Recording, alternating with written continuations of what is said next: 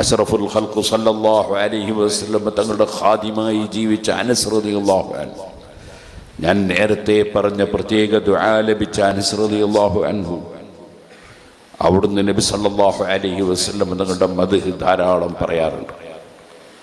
അവിടുന്ന് പറഞ്ഞിട്ടുണ്ട്, ജീവിതത്തിൽ ഒരിക്കൽ പോലും എന്തിനാണ് അനസേ നീ അത് ചെയ്തതെന്നോ, നീ എന്തുകൊണ്ടത് ചെയ്തില്ലെന്നോ, കുട്ടിയായ ഞാനാകുമ്പോൾ സ്വാഭാവികമായും എൻ്റെ പ്രവർത്തനത്തിൽ പാളിച്ചകൾ ഉണ്ടാകാൻ സാധ്യതയുണ്ടല്ലോ എന്ന നിലക്ക് അനസ് റളിയല്ലാഹു അൻഹു പറയാണ്, നബിതങ്ങൾ ഒരിക്കലും അങ്ങനെയൊന്നും എന്നോട് ചോദിച്ചിട്ടില്ല. ജീവിതത്തിൽ എന്നെ ശകാരിച്ചിട്ടില്ല, ചീത്ത വിളിച്ചിട്ടില്ലെന്ന് മാത്രമല്ല, നീ എന്തിനാണ് അനസേ അത് ചെയ്തത് എന്നോ, എന്തുകൊണ്ടത് ചെയ്തില്ല എന്നോ ഒരു ഗൗരവതരത്തിലുള്ള സംസാരം നബി സല്ലല്ലാഹു അലൈഹി വസല്ലം തങ്ങളുടെ ഭാഗത്ത് നിന്ന് ഉണ്ടായിട്ടില്ല എന്ന് അനസ് റളിയല്ലാഹു അൻഹു ഒരുപാട് മദ്ഹുകൾ പറഞ്ഞ കൂട്ടത്തിൽ പറഞ്ഞതായി ഹദീസിൽ നമുക്ക് കാണാം. ആ അനസ് റളിയല്ലാഹു അൻഹു പറഞ്ഞു, ഞങ്ങൾക്ക് ജീവിതത്തിൽ ഏറ്റവും സന്തോഷമുണ്ടായ ഒരു ദിനമുണ്ട്. ആ ദിനം ഏതാണ്?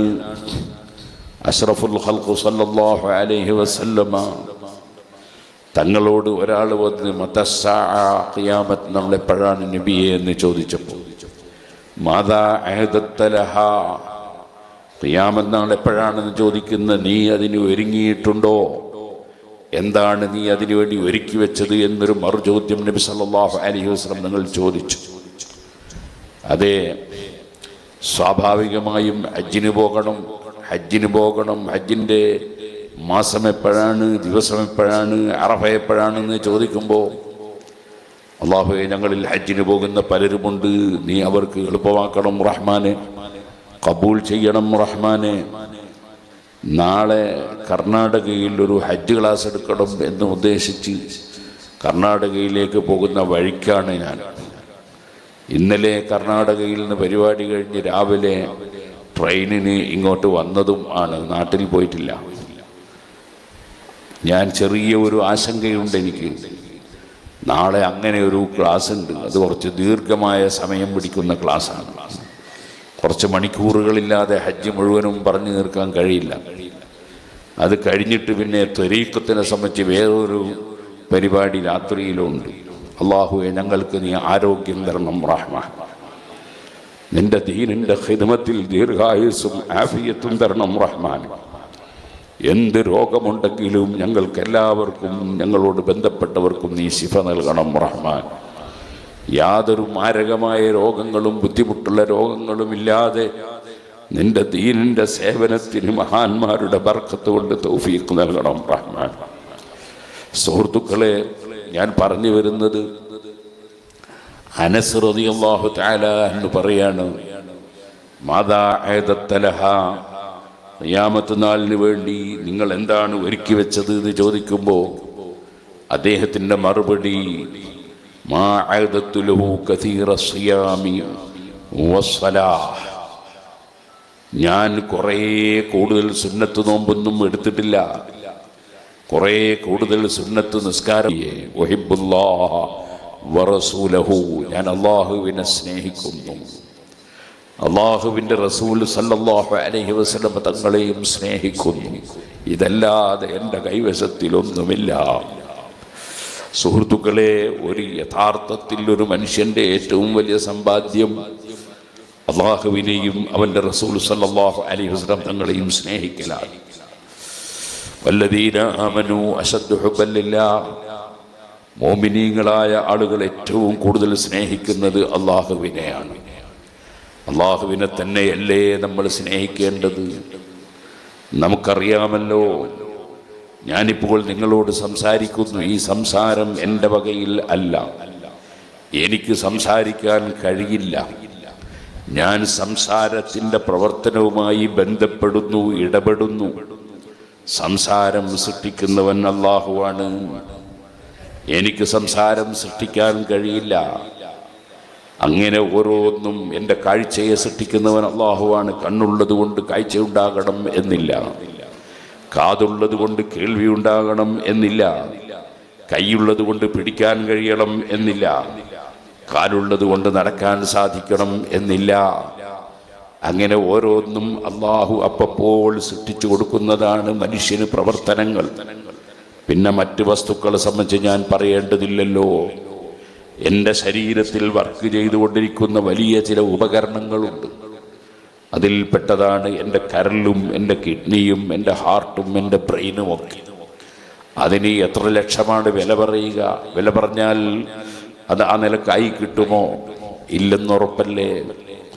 ആ അവയവങ്ങളൊക്കെയും ആ ഉപകരണങ്ങളൊക്കെയും ശരീരത്തിൽ ഫിറ്റ് ചെയ്ത് എൻ്റെ ശരീരത്തിന് ആവശ്യമായ രക്തവും മാംസവും മജ്ജയും നൽകി, എല്ലും പല്ലും തോലും നൽകി, അവയവങ്ങളൊക്കെയും നൽകി, എനിക്ക് ജീവിക്കാൻ ആവശ്യമായ ഭക്ഷണം നൽകി എന്നെ പോറ്റി വളർത്തുന്ന റബ്ബ്, അല്ലദീ അത്അമഹും മിൻ ജൂഇൻ വആമനഹും മിൻ ഖൗഫ്.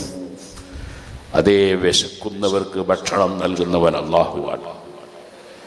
അല്ലാഹു തആല ഭക്ഷണം കൊടുത്താലേ ഒരാൾക്ക് ഭക്ഷണം കഴിക്കാൻ കഴിയൂ.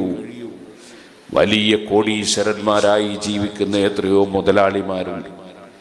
മെഡിക്കൽ കോളേജിൻ്റെ മേൽപോട്ട് നോക്കി കിടക്കുകയാണവർ. അവർക്ക് വയറ്റിലേക്കൊന്നും കഴിക്കാൻ പറ്റുന്നില്ല. അല്ലാഹു ഭക്ഷണം കൊടുക്കാതെ ഭക്ഷണം കഴിക്കാൻ ആർക്കും സാധ്യമല്ല. ഭക്ഷണം എന്ന് പറയുന്നത് എന്തെല്ലാമാണ് എൻ്റെ റബ്ബ് എനിക്ക് തന്നത്. അതുണ്ടോ ഇപ്പോൾ പറഞ്ഞാൽ തീരുന്നു.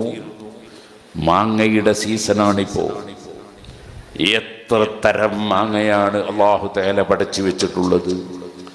ഒരു മാങ്ങയുടെ രുചിയല്ല മറ്റൊരു മാങ്ങക്ക്, ഒരു മാങ്ങയുടെ ആകൃതിയല്ല വേറൊരു മാങ്ങക്ക്, അതേപോലെ ഒരു മാങ്ങയുടെ കളറല്ല വേറൊരു മാങ്ങക്ക്.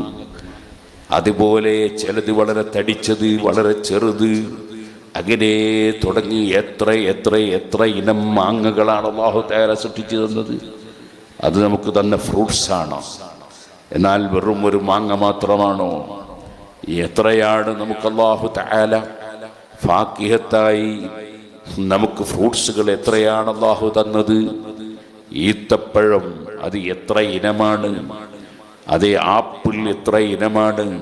പേരക്ക എത്ര ഇനമാണ്. മുന്തിരിങ്ങ എത്ര ഇനമാണ്. അതുപോലെ റുമ്മാൻ എത്ര ഇനമാണ്. അങ്ങനെ നിങ്ങൾ നോക്കിയാൽ എല്ലാ പഴങ്ങളും എത്ര എത്ര എത്ര വർഗങ്ങളാണ്, ഇനങ്ങളാണ്. അതിനെല്ലാം വ്യത്യസ്ത രുചിയാണ്. ആ ഫ്രൂട്ട്സുകൾ മുഴുവനും നമുക്ക് വേണ്ടി റബ്ബ് സൃഷ്ടിച്ചു തന്നതാണ്. ആ ഫ്രൂട്ട്സ് മാത്രമാണോ? നമ്മുടെ നാട്ടിൽ നല്ല തേങ്ങയുണ്ട്. ആ തേങ്ങ എന്ന് പറയുന്ന വസ്തു, ഇളനീർ, കരിക്ക് എന്നൊക്കെ പറയും. ആ വസ്തു എന്തൊരു മധുരമുള്ള വെള്ളമാണ്, എന്തൊരു ആശ്വാസം കിട്ടുന്ന വെള്ളമാണ്. ആ വെള്ളത്തിൽ എത്ര ഔഷധ വീര്യമാണ്. ക്ഷീണിച്ചവശനായി കിടക്കുന്നവനൊരു ഇളനീർ കുടിച്ചാൽ അവന് എത്രയോ വലിയ ഉന്മേഷം ലഭിക്കുകയാണ്. എന്നാൽ അതിൻ്റെ ഓരോ വസ്തുക്കളും, അതിൻ്റെ കാമ്പ്, തേങ്ങ, അതിന് കൊണ്ടാണ് നമ്മൾ വെളിച്ചെണ്ണ ഉൽപ്പാദിപ്പിക്കുന്നത്.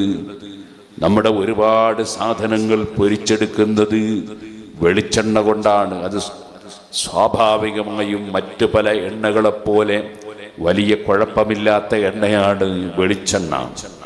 അത് പാം ഓയിൽ പോലെയല്ല, വേറെ ഏതെങ്കിലും ഓയിൽ പോലെയല്ല. അതേപോലെ ശജറത്തിൻ സൈത്തൂനത്തിൻ ലാ ശർഖിയ്യത്തിൻ വലാ ഗർബിയ്യ എന്ന് ഖുർആൻ പറഞ്ഞ അനുഗ്രഹീതമായൊരു മരം, അതും മനുഷ്യന് വേണ്ടി അല്ലാഹു സൃഷ്ടിച്ചതാണല്ലോ. അതാണ് സൈത്തൂൻ മരം. ഫലസ്തീനിലും മറ്റും ധാരാളമായി ആ മരം കാണാം. അതിൻ്റെ മേലെ ഉണ്ടാകുന്ന കായ എത്ര ധന്യമാണ്. അതിൻ്റെ എണ്ണ എല്ലാ എണ്ണയേക്കാളും മെച്ചപ്പെട്ടതും വളരെയേറെ ആരോഗ്യമുണ്ടാക്കുന്നതുമാണ്. അതിൻ്റെ ഇല, അത് ഉണങ്ങിയതിന് ശേഷം ആ ഇല നല്ല വെള്ളത്തിലിട്ട് ചൂടാക്കി കഷായം വെക്കുന്നത് പോലെ വെച്ച് അതരിച്ചെടുത്ത് കുടിച്ചാൽ അത് ഷുഗറിന് വളരെ നല്ല ഔഷധമാണ്. അതേപോലെ തുടങ്ങിയിട്ട് അല്ലാഹു ഖുർആനിലെ ശജറത്തുൻ മുബാറക, അനുഗ്രഹീതമായ മരം എന്നാണല്ലോ അതിനെ സംബന്ധിച്ച് പറഞ്ഞത്. ഇതുപോലെ നമ്മുടെ മുന്നിൽ വരുന്ന അത്തിപ്പഴം, വത്തീനി വസൈതൂനി വതൂരി സിനീന വഹാദൽ ബലദിൽ അമീൻ, സൈത്തണ്ണയിൽ അത്തിപ്പഴം രാത്രിയിൽ ഇട്ടുവെച്ച് രാവിലെ കഴിക്കുന്നവരുണ്ട്. കാരണം രണ്ടും അള്ളാഹു ഒരുമിച്ച് പറഞ്ഞിരിക്കുകയാണല്ലോ, വത്തീനി വസൈതൂൻ. ആ രണ്ട് സാധനങ്ങൾക്കും അള്ളാഹുവിൻ്റെ അടുക്കൽ വലിയ ഫലം അള്ളാഹു തആല അതിന് വെച്ചിട്ടുണ്ട്. ഇങ്ങനെ തുടങ്ങി പറഞ്ഞാൽ തീരൂലല്ലോ. എത്ര പഴങ്ങളാണ് അല്ലാഹു തആല നമുക്ക് വേണ്ടി സൃഷ്ടിച്ചു വെച്ചിരിക്കുന്നത്. എന്നാൽ ഈ ഒരു പഴം മാത്രമാണോ? വാഴപ്പഴം എടുത്തു നോക്കിയാൽ സുബ്ഹാനല്ലാഹ്, ഒരു പഴം, അതിൻ്റെ പേര് കദളി, വേറെ ഒന്ന് പൂവൻ പഴം, മറ്റൊന്ന് മൈസൂർ പഴം, വേറെ ഒന്ന് നേന്ത്രപ്പഴം, വേറെ ഒന്ന് റോബസ്റ്റ്. ഇതിനെല്ലാം വ്യത്യസ്തമായ കളറുകൾ, രുചികൾ, രീതികൾ, അങ്ങനെ തുടങ്ങി എത്രയാണ്. ഞങ്ങളുടെ നാട്ടിലൊക്കെ വണ്ണൻ വാഴ എന്ന് പറഞ്ഞ് മറ്റൊന്നുണ്ട്, മണ്ണൻ വാഴ. അതിൻ്റെ രുചിയൊന്ന് വേറെയാണ്. അത് പഴുത്താലും അതിൻ്റെ കളറ് പച്ചയായി നിൽക്കുകയാണ്.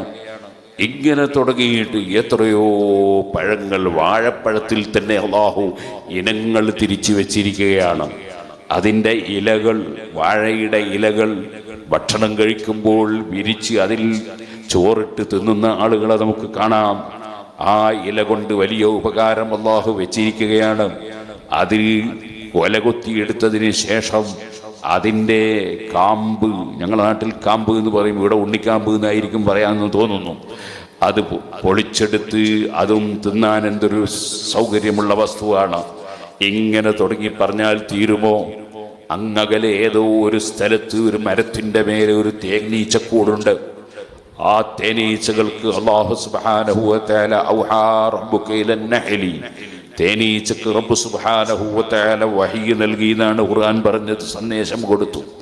ആ സന്ദേശപ്രകാരം തേനീച്ച ഇറങ്ങി പുറപ്പെട്ട് പല സ്ഥലത്തും പോയി തേൻ ശേഖരിക്കുകയാണ്. ആ തേൻ ശേഖരിക്കുന്ന ആ തേനീച്ചയെ നമുക്ക് വാഴക്കൊലയുടെ മേലെ കാണാം.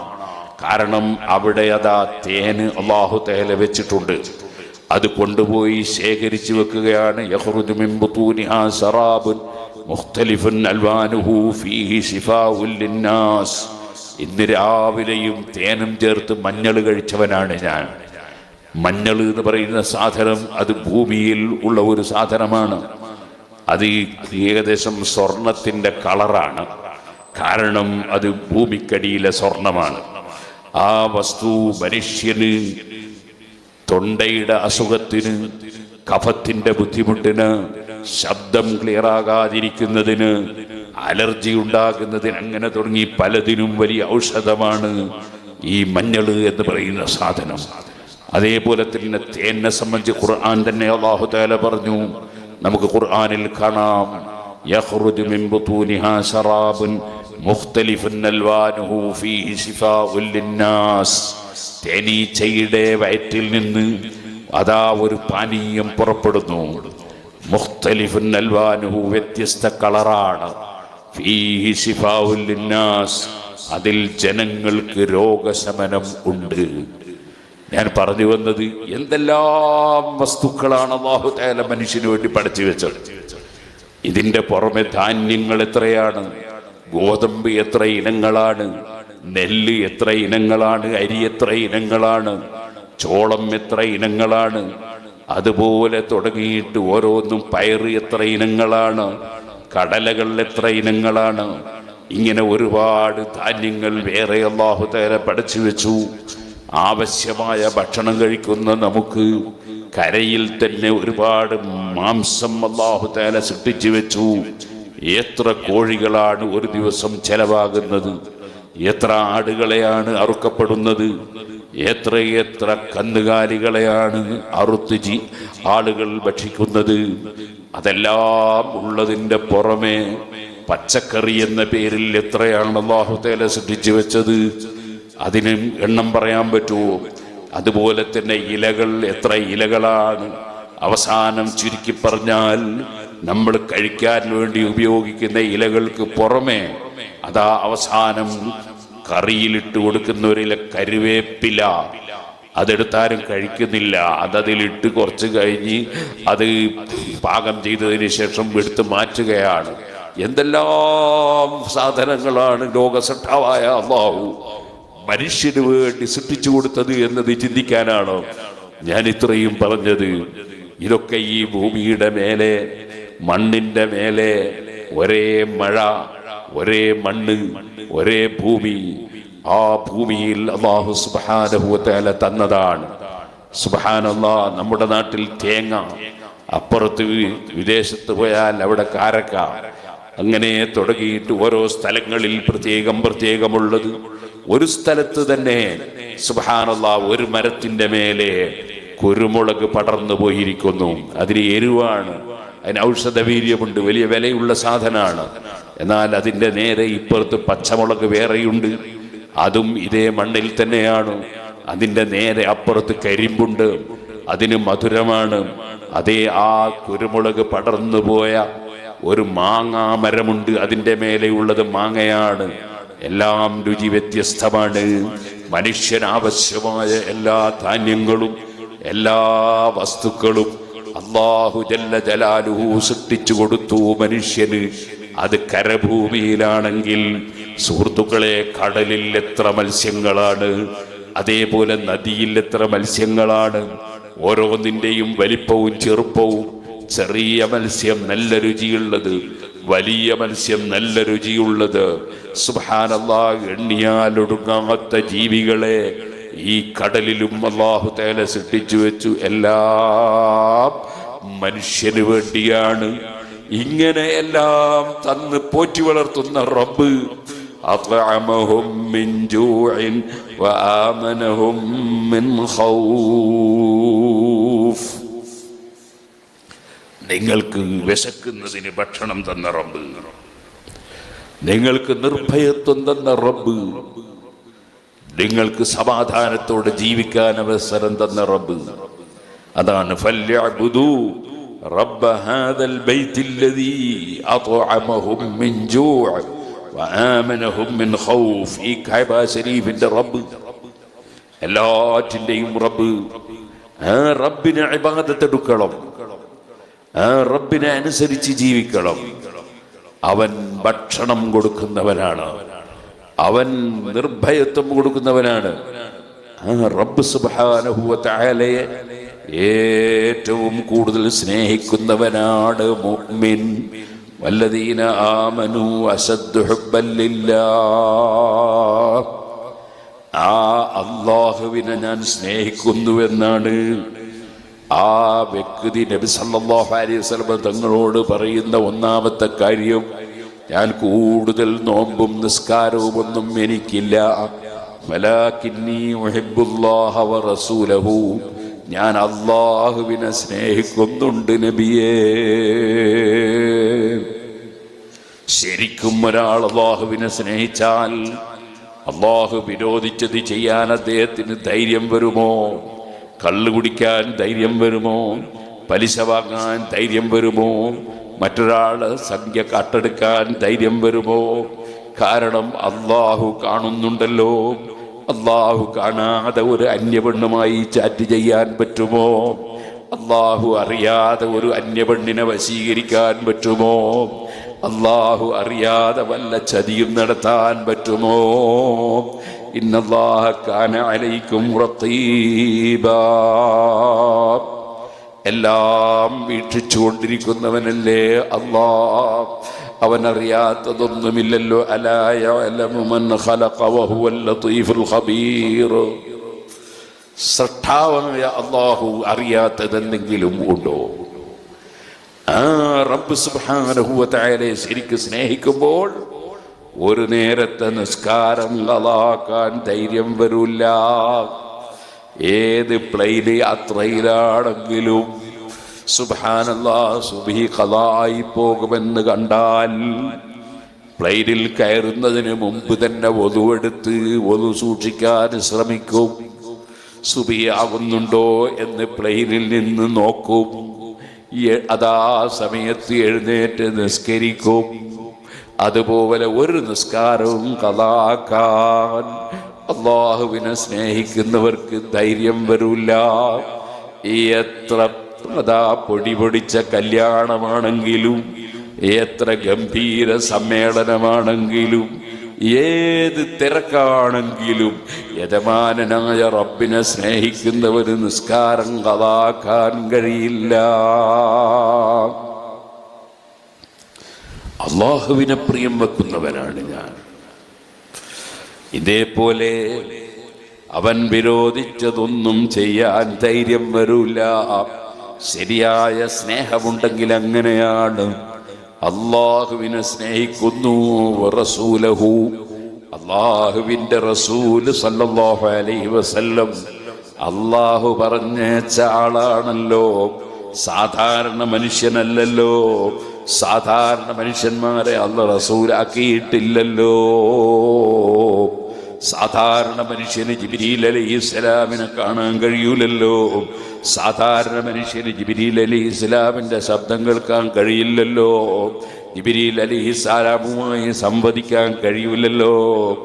ആകയാൽ സൃഷ്ടികളിൽ നിന്നും തെരഞ്ഞെടുക്കപ്പെട്ട മലക്കുകളെക്കാൾ ശ്രേഷ്ഠത നൽകപ്പെട്ട ഏറ്റവും ഉന്നതരായ മഹാന്മാരാണല്ലോ മുർസലീങ്ങൾ. ആ മുർസലീങ്ങളെ അവരിൽ ഏറ്റവും ശ്രേഷ്ഠരായ മുഹമ്മദുർ റസൂലുള്ളാഹി സല്ലല്ലാഹു അലൈഹി വസല്ലമ തങ്ങളെ ഞാൻ സ്നേഹിക്കുന്നു, അങ്ങയെ സ്നേഹിക്കുന്നു നബിയേ.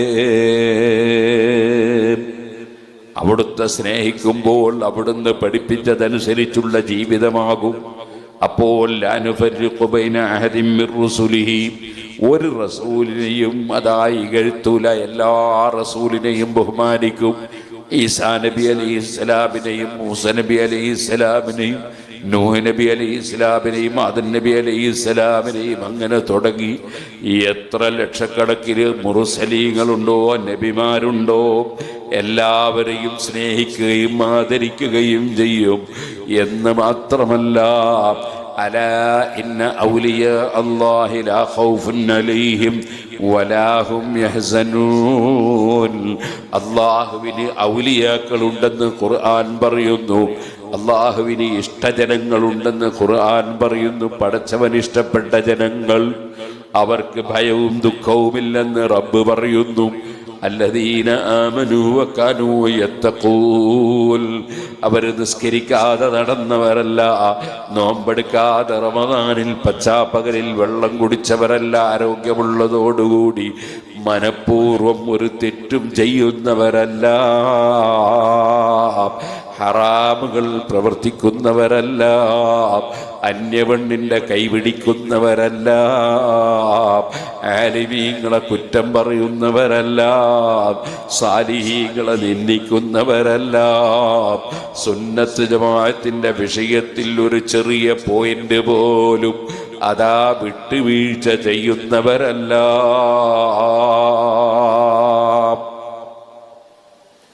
ഹബീബ് നബി സല്ലല്ലാഹു അലൈഹി വസല്ലം പറഞ്ഞില്ലേ, മൻ വഖറ സാഹിബ ബിദ്അത്തിൻ, സുന്നിയല്ലാത്ത ഒരു മനുഷ്യനെ വല്ലവനും ബഹുമാനിച്ചാൽ ഫഖദ് ആന അലാ ഹദ്മിൽ ഇസ്ലാം, ഇസ്ലാമിനെ പൊളിക്കുന്നതിൽ സഹായിച്ചവനാണവൻ. സുഹൃത്തുക്കളെ, എത്ര എന്ത് ബന്ധമുണ്ടെങ്കിലും സുന്നത്ത് ജമാഅത്തിന്റെ വിരോധിയെ അയാൾ ആദരിക്കാനോ ബഹുമാനിക്കാനോ അംഗീകരിക്കാനോ ഒരാളും മുഅ്മിനീങ്ങൾ തയ്യാറാവില്ല, ഈമാനുണ്ടെങ്കിൽ തയ്യാറാവില്ല. അങ്ങനെയല്ലേ നബി സല്ലല്ലാഹു അലൈഹി വസല്ലം പറഞ്ഞത്? അങ്ങനെയുള്ള സാലിഹീകൾ, ഔലിയാക്കൾ, ആ മഹാന്മാരെ പ്രിയം വെക്കുന്നു. അള്ളാഹുവിനെ പ്രിയം വെക്കുമ്പോൾ അള്ളാഹുവിന്റെ റസൂല് സല്ലല്ലാഹു അലൈഹി വസല്ലമ തങ്ങളെ പ്രിയം വെക്കുമ്പോൾ സുബ്ഹി ഖളാക്ക കിടന്നുറങ്ങൂല. അതുപോലെ ഗീബത്ത് പറയുന്ന സദസ്സിലിരിക്കൂല. റബ്ബ് കൊടുത്ത നാവ് കൊണ്ട് കള്ളം പറയൂല, ചീത്ത വിളിക്കൂല, തെറി പറയൂല, ആരെയും അനാവശ്യമായി ആക്ഷേപിക്കൂല.